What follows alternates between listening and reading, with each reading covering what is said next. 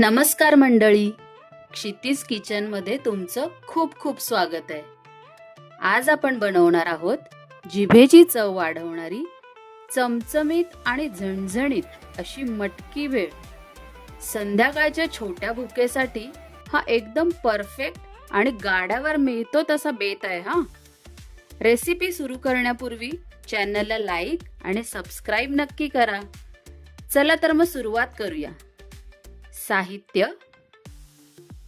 कुरमुरे, पापडी, शेव, शेंगदाणे, चणे, फरसाण, चिंच गुळ चटणी, उकडलेली मटकी, हिरवी मिरची 2 कापलेली, 2 मोठे कांदे कापलेले, 1 मोठा टोमॅटो, कोथिंबीर, चाट मसाला, लाल तिखट, मीठ.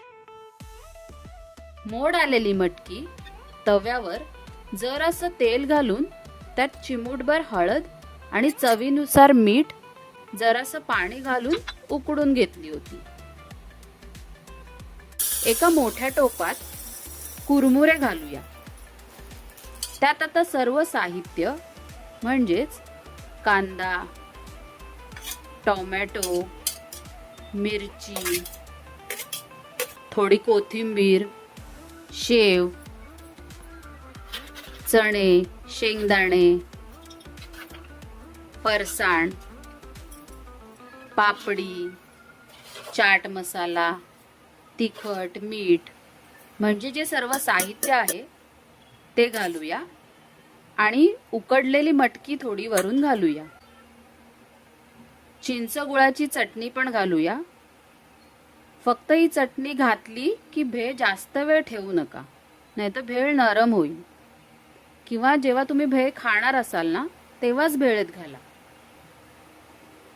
सर्व भेळ मिक्स करा. सर्व साहित्य छानपैकी मिक्स झालं पाहिजे. आता भेळ सर्व करूया.